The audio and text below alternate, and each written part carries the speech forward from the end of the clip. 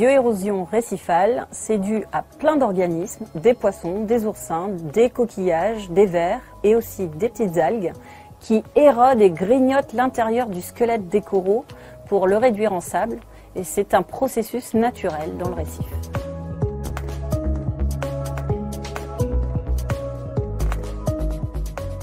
Le corail, tant qu'il est vivant, en fait, il a ses polypes à la surface, ces tissus vivants qui le protègent d'attaques extérieures.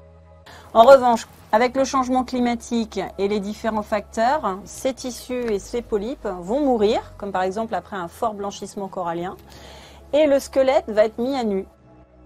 Il va être attaqué par beaucoup d'organismes comme les poissons perroquets, les oursins, mais aussi des éponges perforantes, des coquillages et aussi des algues avec cette bande verte ici qui se situe juste sous la surface.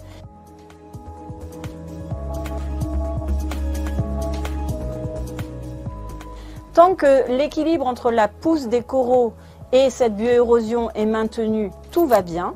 Par contre, avec le changement climatique, la pollution, les activités de l'homme, on constate que les coraux meurent de plus en plus et que par ailleurs, les agents de la bioérosion, eux, sont stimulés et l'action entre les poissons, les oursins et ces algues va faire qu'on va avoir un récif dégradé. L'objectif pour étudier la bioérosion récifale, c'est d'avoir des sites très contrastés, des sites plus ou moins chauds, plus ou moins acidifiés ou plus ou moins pollués.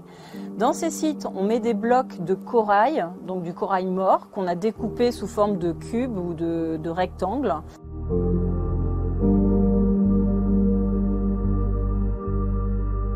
On les collecte au bout d'un certain temps, donc par exemple au bout d'un mois ou au bout de 2 ans. Là, on a un bloc qu'on a collecté il n'y a pas très longtemps au bout de 7 ans d'exposition à la colonisation. Et l'objectif pour moi, c'est de regarder les bioérodeurs à l'intérieur. Au bout de 7 ans, qu'est-ce qu'on a? Quel est le taux de bioérosion? Où on en est?